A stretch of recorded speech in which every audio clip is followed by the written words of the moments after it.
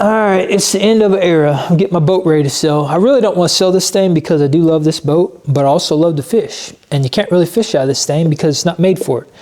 And another drawback is that I love to take my dog out with me, and I can't do that in this boat because there's leather in there. She'll scratch it all to pieces. So it's not a good thing. But, you know, cleaning this boat, it made me think about something. And that something is the need to have stuff, the consumerism mindset that we're all trapped in the modern age.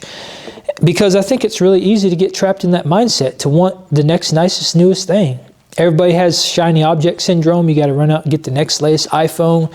You got to get the newest car. You got to have the biggest house. You got to keep up with the Joneses. So that's what I want to talk about in this video. And really, I'm just talking to my younger self to let myself know what's important in life. So if you're 20 years old, 30 years old, and you're having a hard time getting ahead, you can't make ends meet because the price of everything keeps going up, but wages don't, this video is for you. So what I'm going to talk about in this video are some things I've done to make sure that I'm financially secure no matter what happens, and what I found to be important in life, because I think a lot of us are focused on the wrong stuff, and that can really lead us down the wrong path. So let's dive into this topic. All right, so let me just take you back. I'll take you back to my childhood. Okay, so I grew up without money. My family did not have money. We lived in an old rustic farmhouse. It was probably like 120 years old. And my mom and dad, they were blue-collar workers. They worked very, very hard to provide for me and my brother. And we didn't have money growing up. We didn't get an allowance. And if I wanted something, I was never handed anything. I had to work for it. So I learned very early on the true value of hard work. I mean, literally, if I wanted something, my parents would give me a job, and I had to work at that job until I made enough money to get whatever I was trying to buy. I'll give you an example. I wanted the Traxxas Rustler when it first came out. I was big into RC cars. Up to that point, I'd never had like a stadium truck, like an actual RC car. I always had that stuff from Radio Shack, the cheap ones that would break in a couple weeks. So I wanted this RC car, and it was like 120 bucks. And it was a kit. You had to build it yourself. So my dad, he assigned me some chores, and it took me like probably a couple months to do these chores to make enough money to buy this car.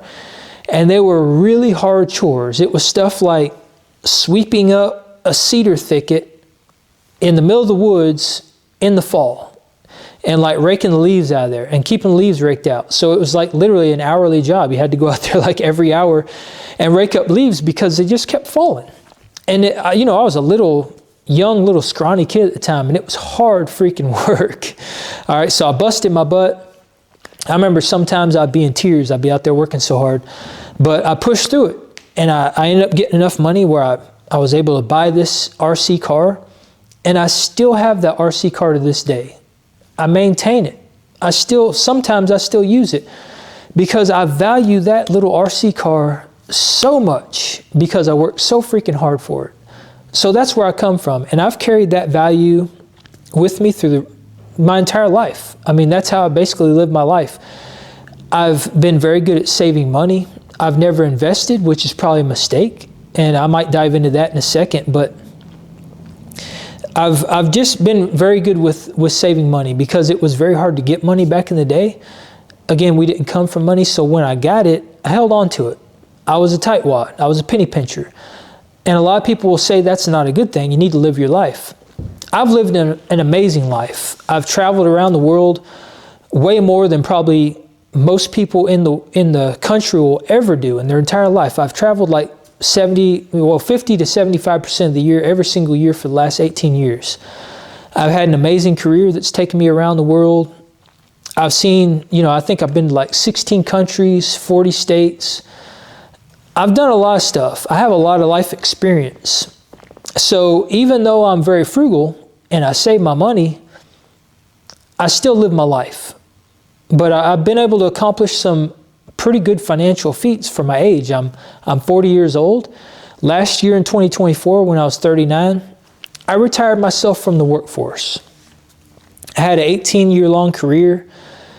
And again, that career was awesome. It took me around the world. I loved it. Absolutely loved it. Loved the people I worked with. Loved everything about it. But, being in that career, I worked with a lot of older people. And I saw those people get to the point to where they wanted to retire. They'd get to 65 and beyond, and some of them would never retire. A lot of them would never retire. Some of them would talk about it, and I've seen them pass away before they ever got there. And I've seen others that would get there, and something would happen with their health, and then they weren't able to retire. So they had to keep working until they're like 70, 75 years old. I've seen other people retire and get out, and they had all these dreams and ambitions and all these passions and stuff they wanted to pursue once they retired. And by the time they got out, they were too old, too beaten down, and too tired to do the things they wanted to do, to get out of life what they wanted to get. So when they got out, they wanted to rest, and they sit around, and before you know it, when you sit around, your health deteriorates, and you end up basically just living the last 5 to 10 years of your life in misery, and then you die. And seeing that has had a profound impact on how I live my life. Because I can tell you right now, one of the things that I know for sure is that it is not in my blood, it is not in my DNA to live that life, to work until I'm 65 and retire. My goal was always to retire by 45, and I got to 39, and I decided I could go ahead and do it, and I retired myself out of the workforce. And when I say I retired myself out of the workforce, I don't mean I retired with a pension or a retirement fund, because I never invested. I just saved enough money to where I was like, I can walk away from this job and not have to worry about money for a very long time. So that's exactly what I did. And the goal for me walking away was so that I can pursue something for myself, so that I can build something for myself, something I can be proud of. Because I've always felt like I'm meant for so much more than working a corporate job my entire life, and then basically getting out for retirement and being too old to do the things in life I want to do. There's a lot of things I want to accomplish. I want to help people.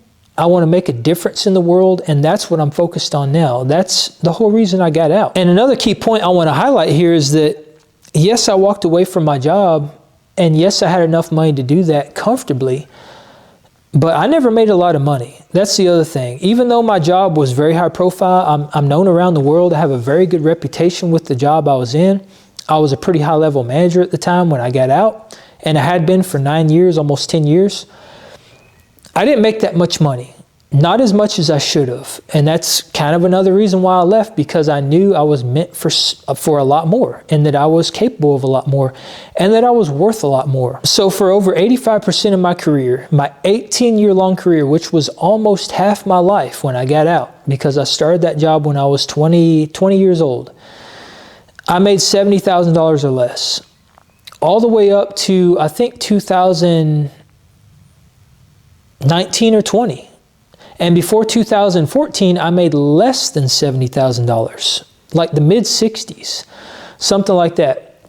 And I owned my home. I paid my mortgage off in I think 4 or 5 years. Actually, when I retired last year in 2024, I bought another house, and I paid cash for it, and it's a lake home. It's a very nice spot. I rented out Airbnb on the side. I bought it as a little investment property. I figured I'd never invested. Better time to start than now, so that's what I did. I bought a second home. I own this boat. I mean, this is a 1987. It's not a new boat. I only paid $6,300 for this boat. Not that bad. And when I turn around and sell it, which is what I'm planning to do so I can get me a center console and downgrade, I'm going to sell it for about 12 grand, because it's a formula. And if you know anything about boats, that's a very high-end boat. They hold their value very well. This thing is in mint condition because I've kept it in a garage the whole time I've had it. So I'm going to make, $5,700 off this boat. And the boat I buy is not going to cost $12,000. So I'm going to be making money either way. I'm going to have money in my pocket. And that's one of the big ways that I've always saved money, is that I don't buy anything new. I mean, there's very few things in life that I've bought that are, especially big purchases that I bought new. This boat's a prime example of that. The bed of the truck that this camera is sitting in, it's a 1998 Chevy Silverado. I paid $3,000 for it. I didn't buy it new. I've never bought a new vehicle. In my opinion, that's one of the biggest waste of money that you can ever possibly have. My first vehicle I bought when I was 16, I paid $600 for it. It's an old 1984 Chevy S10 sitting in the garage right behind the camera. I still own it. It's as old as I am. It's 40 years old. It's a classic. It's an antique, which is something that's kind of hard to think about, that's considered an antique. And I actually have antique tags for it, so I guess I'm an antique too. But again, that was something I worked very hard for. I busted my butt cutting grass, cutting people's lawns for a couple summers in order to save enough money to buy that truck. And I still own it. I've done a lot of work to it. I fix it up. It's a little show car now, and I'll probably never sell it. But those are some of the things I've done to save money. And that's some of the stuff I've done to be able to pay my house off in 4 or 5 years, making less than $70,000 a year. That's some of the stuff I've done to be able to buy another home and save enough money to retire myself out of the workforce. And I think this is very important because there's a common narrative out there, especially in the mainstream, that, you know, everybody's saying that you need $200,000. I think the figure actually is like $220,000 or $240,000 now to make a living in America, to be able to get ahead and have money and to be able to put money away and invest it. And I think about that and I'm like, I don't know what the heck I did differently, because I've never had a 6-figure salary, ever. Like, even when I retired out, last year when I left, I still did not have a 6-figure salary. I've never made that much money. Yet I was able to save my way to retiring out of the workforce using the money I saved and doing all this other stuff with my money. I've got land.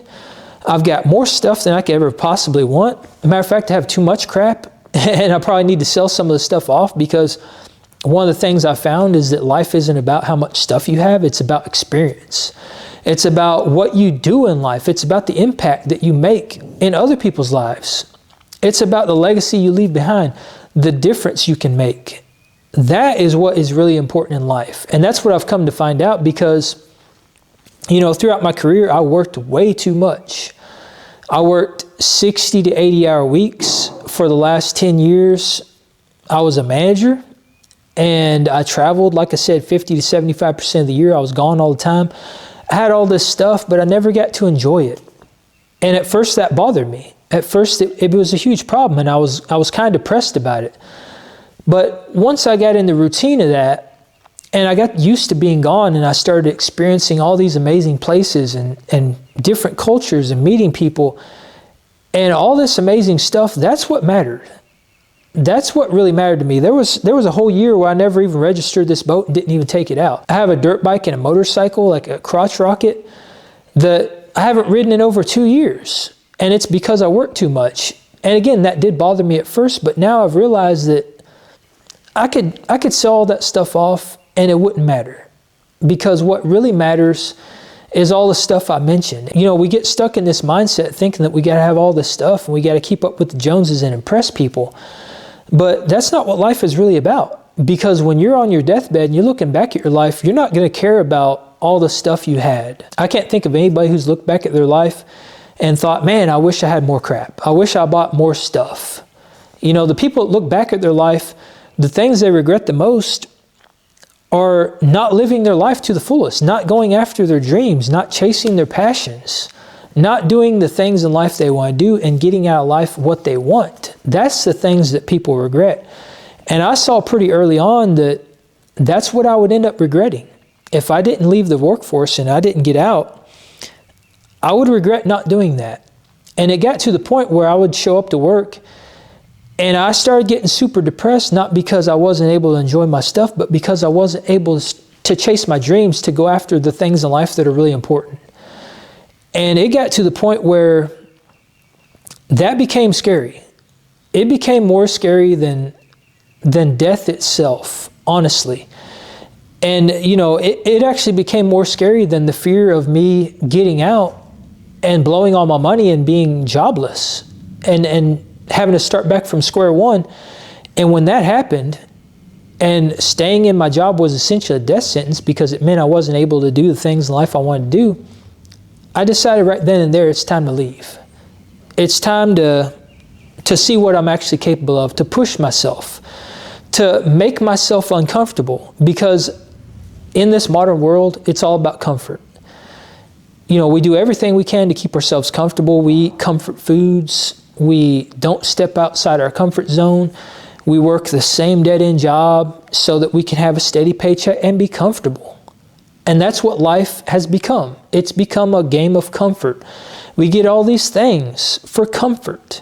We chase all this consumerism stuff for comfort. We never allow ourselves to be uncomfortable. But when you're uncomfortable, that's where you grow. That's where true progress is made. And I forced myself into that situation to be as uncomfortable as I can possibly be. And I wouldn't have it any other way. And you know, this consumerism mindset, it's no fault of our own. If you know the history of America, it's actually set up this way. The Rockefellers, they realized back in the early 1900s that Americans were great at making stuff, and they were great at making stuff that didn't break. So people weren't buying enough stuff. There wasn't enough money being funneled into these corporations. So the Rockefellers designed it to make America a class of working citizens. They started making things that essentially had an expiration date. They made things to break so that people would have to go out and buy new stuff. And that's where all this is stemmed from. That's why, you know, everything basically breaks within 5 years. That's why the next nicest, newest thing comes out in 2 to 5 years. That's why everybody's in debt, because everybody's adopted this mindset. And now it's all about running out and getting the next new thing, the shiny object syndrome. You got to have it. You got to have the next iPhone. You got to have the next new car. You got to have the big house on the hill. You got to have all this stuff. But again, that's not what life is about. And when you buy into that consumerism mindset, you're just buying into the narrative that wants to keep you fulfilling your little role in society so that you stay a working class citizen, so that you fill that role and that you work and pay taxes until you retire and at the age of 65, and then you have a few years left and you're done. And that's the way it's set up. That's the sad reality of it. But for me, I strive to get away from that because, again, that's not in my blood. That's not in my DNA to live that way. And I just can't see myself working until retirement to get out, to live the last few years of my life not having done the things in life I want to do, and then just sitting around waiting to die. So if you're struggling to make ends meet and you're having a hard time getting by in this modern world, I would implore you to do a deep dive on yourself. Do an audit on your financial situation. Think about how much you make and think about all the stuff you're spending money on. And the first thing I would look at, what am I driving? Am I driving a brand new car or am I getting something used? I have never paid more than $3,000 on a vehicle besides this boat, if you count this boat as being a vehicle. But I mean, for the longest time, I drove a Pontiac Sunfire. I bought it for $160 from a friend of mine because they blew a head gasket in it.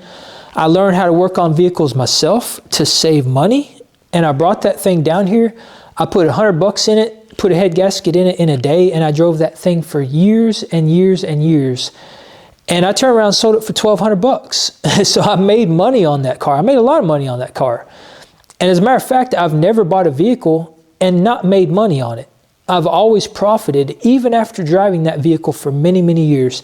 And that's only because I buy used stuff. I've never bought a new vehicle.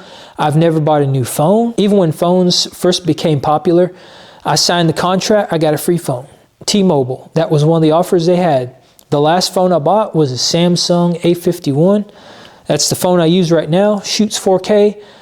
I got it off eBay for $140. I don't need a $2,000 iPhone. Pretty much everything I buy now is secondhand. I get on Facebook Marketplace, I get on Craigslist. That's where I buy my vehicles. That's where I'm going to buy my boat.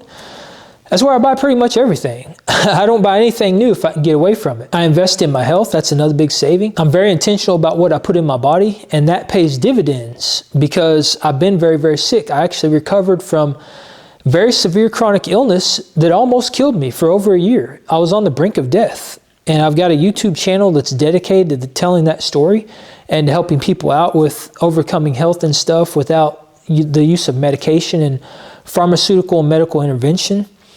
Because that's where I'm at in my life. I just want to help people.